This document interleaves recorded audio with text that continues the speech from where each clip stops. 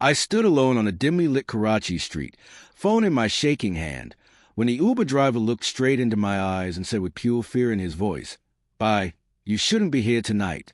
They're waiting for you." Seconds later, my ride vanished from the app like it never existed.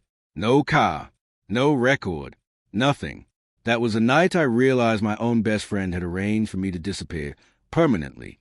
But he made one fatal mistake.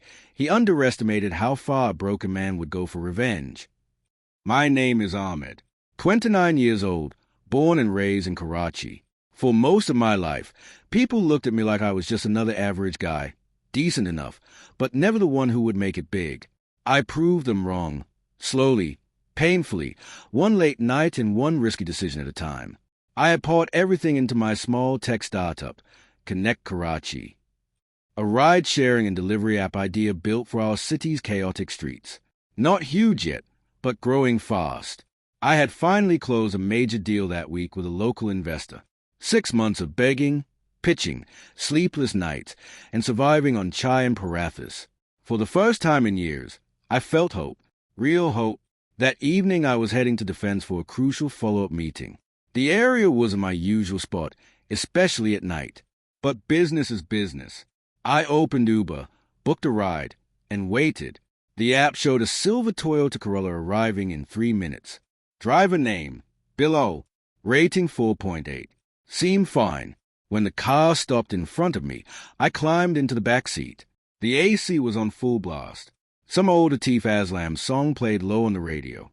I greeted the driver politely, Assalamu alaikum bye, and told him the destination. He nodded silently and started driving. For the first few minutes, everything felt normal. Karachi traffic hummed outside, honking horns, street vendors shouting, the smell of exhaust and roadside food mixing together. Then suddenly the driver slowed down near a quieter stretch of road. He looked at me through the rearview mirror, his face serious, almost scared. "You shouldn't be here tonight, bye," he said in a low, urgent voice. "Seriously, this area, turn around and go back home. I'm telling you as a brother." I froze. A nervous laugh escaped my mouth. "What do you mean?" "I have an important meeting." He shook his head slowly, eyes darting to the mirrors. "Some powerful people are looking for you. I overheard things at the stand. They know you're coming this way. Please, just cancel the ride and leave." My heart started hammering. Before I could ask anything else, my phone vibrated hard. I looked down. Ride canceled by driver. The map went blank. The car icon disappeared completely. When I tried to refresh, nothing. I looked up. Below had already pulled over on the side of the dark road. He unlocked the doors. "Get out safely, and delete this ride from your history. Don't use the app again tonight. Allah Hafiz." The door shut behind me with a heavy thud. The silver Corolla disappeared into the night. I stood there alone. The street was eerily quiet now. Only a few flickering streetlights and distant dog barks. My hands were cold and sweaty at the same time. That familiar knot of fear twisted in my stomach. The same feeling I used to get as a kid when my father would scream at me for not being successful enough. I tried booking another ride. No cars available in the area. Strange. Signal was full. App worked perfectly for other services. But Uber? Dead silent. Like someone had removed me from the system. I started walking. Every shadow felt alive. My mind raced with 1,000 questions. Who would want to hurt me? I wasn't rich. I wasn't in any gang. I was just trying to build something honest. Then my phone rang. Unknown number. I answered with a trembling voice. A calm, smooth, painfully familiar chuckle came from the other side. "Ahmed, Kia Hal Hai Mirabai, enjoying your little night adventure? I told you not to get too ambitious. Some people don't like it when nobody's tried to rise." It was Farhan, my childhood friend, my business partner of 4 years, the man who I had shared every secret, every late-night plan, every rupee I had with, the same man who smiled at my success just 2 days ago and hugged me like a brother. Now his voice sounded ice-cold. "You really thought I would let you keep everything? Ahmed, after everything I did for you, this was just a small warning. Next time, the ride won't cancel. You will simply vanish." The line went dead. I stood there in the middle of the empty street, phone still pressed to my ear, tears of pure rage and betrayal burning in my eyes. My chest felt tight. My breathing became shallow. All those years of friendship, all the times I covered for him, lent him money, believed in him when no one else did. It was all fake. He didn't just betray me. He tried to have me removed. That night, standing alone in the dark, something inside me finally broke, and something much colder took its place. Revenge wasn't a desire anymore. It became my only purpose. What's the worst betrayal you've ever faced in your life, and did karma ever catch up with that person? I didn't sleep that night. After Farhan's call ended, I walked for almost 2 hours through those dark streets until I finally found a random rickshaw that took me back to my small apartment in Gulshan. Every passing car made my heart jump. Every shadow felt like someone watching me. When I finally reached home, I locked the door, sat on the floor with my back against the wall, and just stared at my phone. My hands were still shaking. How could he do this? Farhan and I had been friends since class 10. We shared everything. When my father kicked me out of the house, saying, "Tu kuch nahi banega," Farhan let me stay at his place for months. When I had the idea for Connect Karachi, he was the first person I told. He even invested his own money, or so he claimed. We worked day and night. I handled the tech and operations while he managed investors and partnerships. At least, that's what I believed. Now everything started making sense in the most painful way. The missing funds, the investors who suddenly pulled out last month, the strange calls he used to take in private, the way he smiled a little too wide whenever I talked about our bright future together. He wasn't building the company with me. He was stealing it from me. I opened my laptop with trembling fingers. My eyes were burning from lack of sleep, but anger gave me energy. I logged into the company dashboard. My access had been restricted. Most admin rights were gone. When I checked the bank accounts, large unexplained transfers had been made to shell companies, all approved with my digital signature. He forged my signatures. Tears of pure rage rolled down my face. I slammed the laptop shut and screamed into my pillow. The pain was physical. My chest felt like someone was stabbing it repeatedly. All those nights I defended him in front of my family. All the times I chose him over my own blood. He didn't just betray me. He tried to erase me. The next morning I did something I never thought I would do. I went completely silent. I didn't message Farhan back. I didn't confront him. I simply disappeared from our regular meeting spots. Let him think his warning worked. Let him believe I was scared and running. But inside my small room, something had changed. The scared Ahmed who just wanted to build an honest business was dying. A colder, calculating version was being born. I started digging. I called every mutual friend carefully. I talked to old employees who had suddenly left the company. Slowly the full picture emerged. Farhan had been planning this for over a year. He had partnered with a bigger rival tech company that wanted to crush our startup. They promised him 60% ownership and a huge payout if he delivered the company cleanly. The Uber incident wasn't random. Farhan had paid some local goons to scare me, maybe even kidnap me for a few days so he could force me to sign papers while I was missing. The driver below? He was just a decent man who got cold feet at the last moment. I spent the next 2 weeks living like a ghost. I changed my daily routine, used different SIM cards, worked from random cafes, and every single night, I planned. I listed everything Farhan valued most. His reputation as a smart, trustworthy businessman, his new luxury apartment bought with stolen money, his engagement to the daughter of a powerful businessman, his control over our company. I was going to take every single thing from him. But I needed proof. Real, undeniable proof. So I did what any desperate man would do. I took the biggest risk of my life. I secretly contacted below, the Uber driver, through a mutual contact. After a lot of convincing and promising him safety, he agreed to meet me in a small tea shop in Nizamabad. He was nervous, hands shaking while holding his cup of chai. Bye. Main any surf warning di thigh. UN logon any mooj paise di tai ke gaamade to use scare kadu. Lekin jab main apki face deki, mooj apna bayade e gaya. Is Leah main ride cancel ka di. He gave me the name of the man who had paid him, one of Farhan's close contacts. That was my first real weapon. Turning point moment. One night, after weeks of silent suffering, I stood on the rooftop of my building looking at the Karachi skyline. The city lights blurred through my tears. I remembered every insult, every fake smile, every time Farhan made me feel small while pretending to be my brother. I whispered to myself, voice shaking but full of steel. Farhan, AB game shuruhoti hai. Tumeni socha tha main toot jonga. Lekin AB jo tute ga, wotum hara puras in dajahoga. That night I made a promise to myself. I would destroy him slowly. I would make him feel the same fear, the same helplessness, the same betrayal he gave me. And when he finally falls, I will be standing right there, smiling. The next 30 days became the hardest of my entire life. I was playing a dangerous game, pretending to be broken while secretly building my weapon. During the day, I acted defeated. I posted vague stories on Instagram about life struggles and taking a break from everything.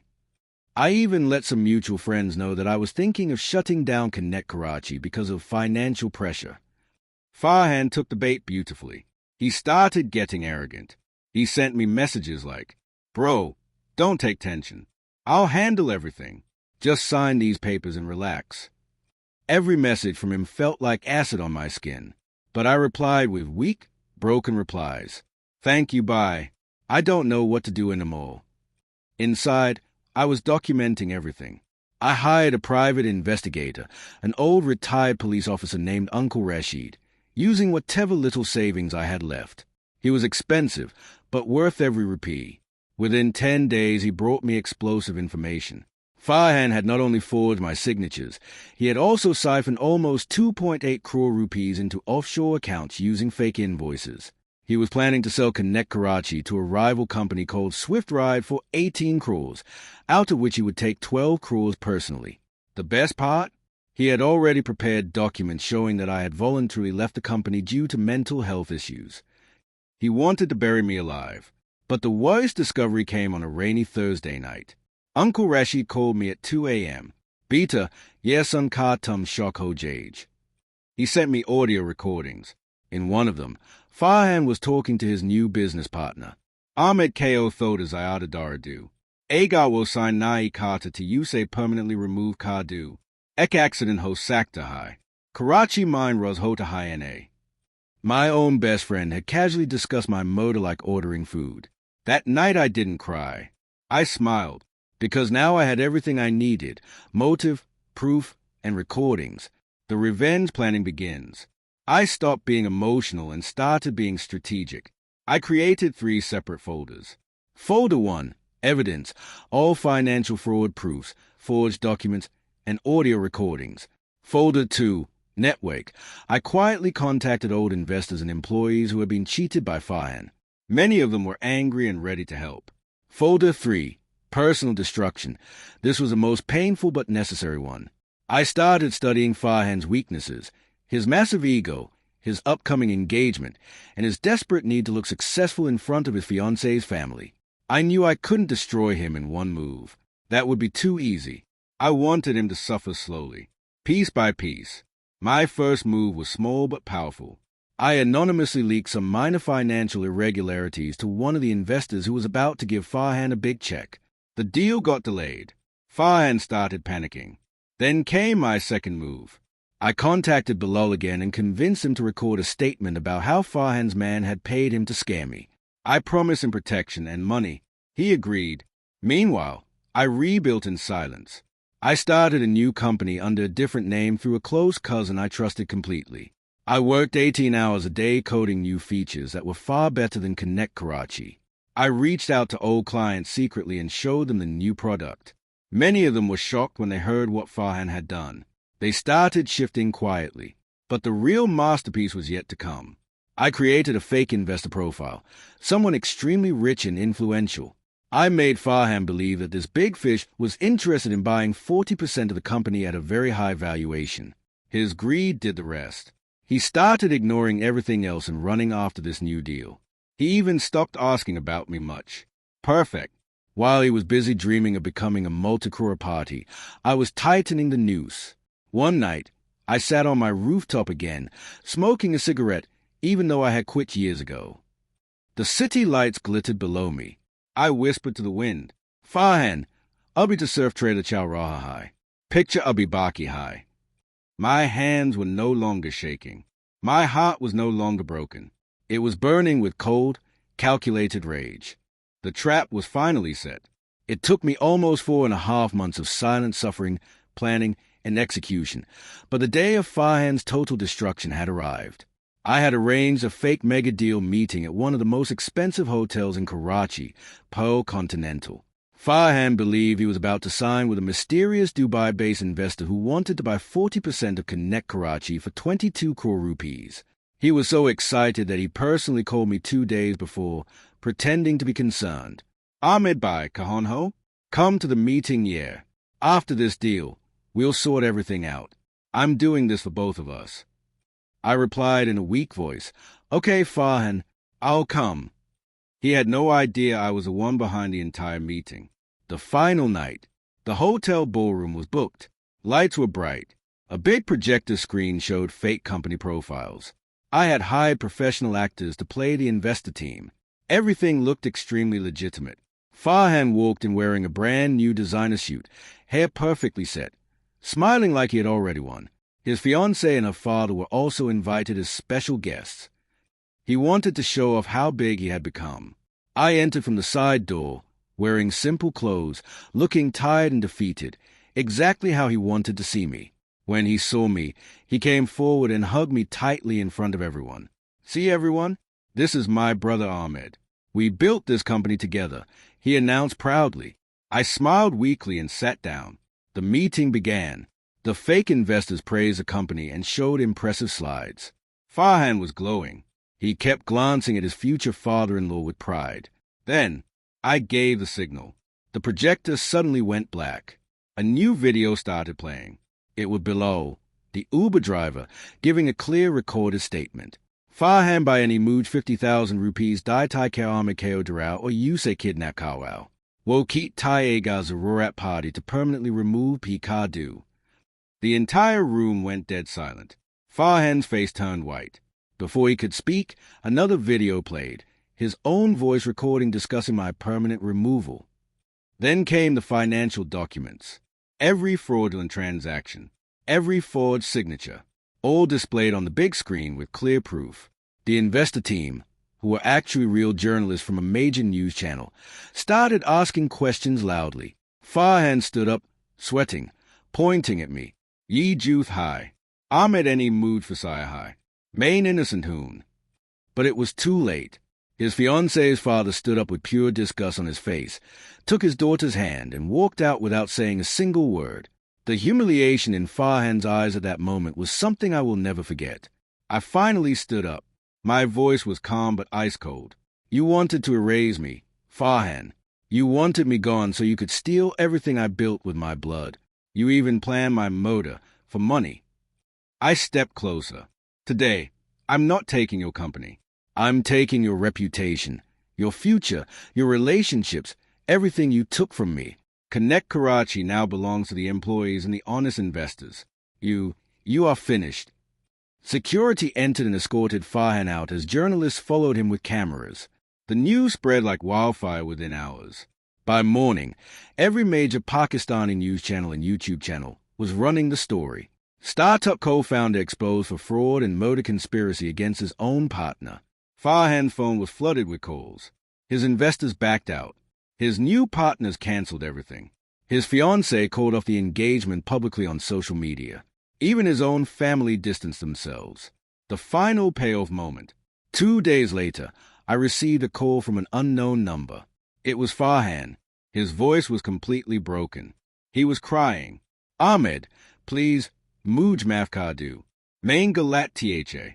Sab Kuch Wapas Kadi Dahun. Please buy Mary Zindaja Katam Hogei Hai. I stayed silent for almost 10 seconds, letting him cry. Then I spoke slowly. Remember that night, Farhan, when your driver told me you shouldn't be here? When you called me and laughed? When you planned to remove me forever? I took a deep breath. Now you know how it feels when someone you trust destroys your entire world. This is your canceled ride. Enjoy it. I cut the call. My emotional release. That night I went back to the same street where the Uber incident happened. I stood at the exact same spot. The same flickering lights. The same silence. This time I wasn't scared. I closed my eyes and felt the weight finally lifting off my chest. Tears rolled down my face, but these were different. These were tears of victory, of justice, of closure. I had won, not just the company. I had won my self-respect back.